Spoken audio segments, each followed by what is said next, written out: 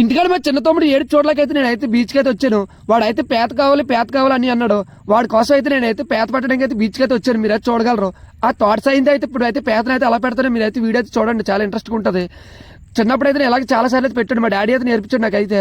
స్లోగా అయితే ముందుకైతే తోడైతే పెట్టారు కన్నులోనైతే. అలా అయితే గట్టిగా అయితే ఇలా అయితే పేత అనేది రాదు, స్లోగా అయితే లాగాలి. మీరు అది చూడగలరు అయితే ఎలా అవుతున్నానో. గట్టిలో అయితే తోడనేది అయితే తెగిపోద్ది. ఫైనల్గా అయితే పేతను అయితే తీస్తాను కన్నులోంచి. అయితే చాలా హ్యాపీగా అనిపించింది అయితే నాకైతే. ఎందుకంటే చాలా సంవత్సరాల తర్వాత అయితే తోడైతే పేతను అయితే తీసాను. మీరు అది చూడగలరు. ఈ పేత అయితే బీచ్లో అయితే ఆడుకున్నాను. చిన్నప్పుడు అయితే జ్ఞాపకాలు అయితే గుర్తు చేసుకున్నాను. మీకు చిన్నప్పుడు జ్ఞాపకాలు ఉంటాయి మీకు బీచ్లో అయితే. మీ ఈ పేతను ఇంతకీ బీచ్ని చూసారు లేదు కామెంట్ చేయండి. ఈ పేతను అయితే మా సైడ్ అయితే ఈ పేతను అయితే ఎర్రగొట్ట పేత అంటారు. మీరు అది చూడగలరా పేత అయితే ఎలాగుందో, చాలా ఎర్రగా ఉంటుంది. ఈ పేతను అయితే నీటి దగ్గర అయితే పెట్టుకెళ్ళాను. నీటిలో అయితే చాలా బాగా ఆడుకోవచ్చు. ఈ పేత అయితే చిన్నప్పుడు కూడా నేను ఎలాగ ఆడుకునేవాడిను. చాలాసేపు ఆడుకున్న తర్వాత అయితే తమ్ముడి దగ్గర అయితే పెట్టుకెళ్ళాను. వాడు కూడా ఆడుకున్నాడు. ఫైనల్గా అయితే ఆ పేతను అయితే వదిలేద్దాం అనిపించింది. ఎందుకంటే దాంతో చాలా మెమరీస్ అయితే ఇప్పుడు గుర్తు చేసుకున్నాను. వెళ్ళి ఆ పేతను అయితే వదిలేయాలనిపించింది, చాలా బాధ అనిపించింది. అందువల్ల అయితే పేదనైతే ఫైనల్గా అయితే కన్నులు అయితే వదిలేస్తున్నాను. మీరు అది చూడగలరు. నెక్స్ట్ వీడియో కావాలంటే ఖచ్చితంగా కామెంట్ చేయండి.